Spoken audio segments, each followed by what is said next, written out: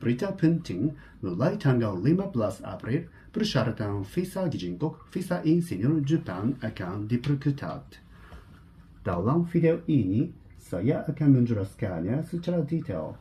Sebagai pengacara imigrasi, saya memposting informasi bermanfaat untuk warga Indonesia yang bekerja di Jepang setiap hari.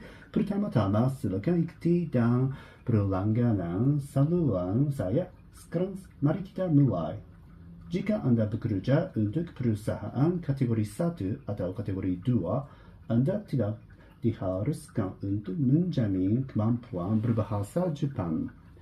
Namun, jika Anda bekerja untuk perusahaan kategori 3 atau kategori 4, Anda perlu menyerahkan dokumentasi ke imigrasi untuk menjamin kemampuan berbahasa Jepang Anda. Saya akan menjelaskan secara singkat apa itu perusahaan kategori 3 dan kategori 4. Perusahaan-perusahaan ini membayar pajak kurang dari 10 juta yen dari gaji karyawan mereka. Misalnya, perusahaan kecil dengan sekitar 50 karyawan atau kurang.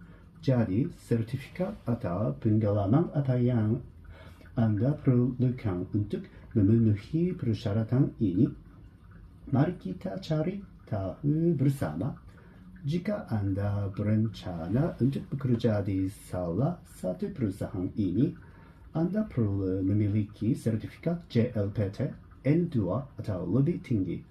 Atau Anda perlu lulus dari universitas atau sekolah kejuruan Jepang. Namun, perlu diperhatikan bahwa lulus dari sekolah bahasa Jepang tidak memenuhi persyaratan ini. Sebagai alternatif, warga negara asing yang telah tinggal di Jepang selama lebih dari 20 tahun tidak diharuskan untuk menyerahkan dokumen ini. Selanjutnya, saya akan secara singkat menyebutkan beberapa poin yang perlu Anda perhatikan. Ada kasus di mana Anda diharuskan untuk membuktikan kemampuan bahasa Jepang Anda dan kasus di mana Anda tidak diharuskan. Ini tergantung pada sifat pekerjaan. Pertama, mari kita lihat pekerjaan di mana Anda perlu membuktikan kemampuan bahasa Jepang Anda. Ini adalah pekerjaan yang banyak menggunakan bahasa Jepang tingkat lanjut. Misalnya, penjualan, perencanaan, konsultasi, penerjemahan, resepsionis hotel, layanan pelanggan. Selanjutnya, saya akan memperkenalkan pekerjaan di mana kemampuan bahasa Jepang mungkin diperlukan atau mungkin tidak diperlukan. Ini adalah insinyur TI, IT Engineer.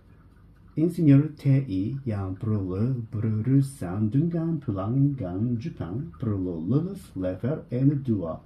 Namun, insinyur TI yang tidak perlu berurusan langsung dengan pelanggan tidak perlu lulus level N2.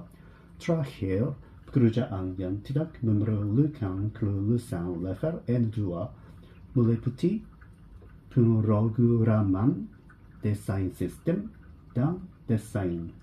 Hal ini karena pekerjaan tersebut tidak memerlukan penggunaan bahasa Jepang sebagai bagian dari pekerjaan.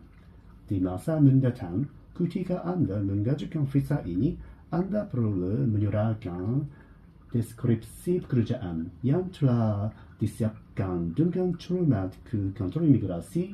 Dokumen ini diperlukan untuk menyampaikan deskripsi pekerjaan pelamar secara akurat kepada kantor imigrasi.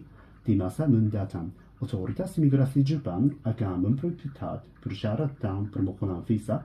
Pastikan untuk mempersiapkan dokumen Anda dengan teliti sebelum mengajukan visa. Jika Anda memiliki pertanyaan, jangan ragu untuk menghubungi saya kapan saja. Nama saya Yokoyama. Saya seorang pengacara imigrasi Jepang. Konsultasi gratis. Terima kasih.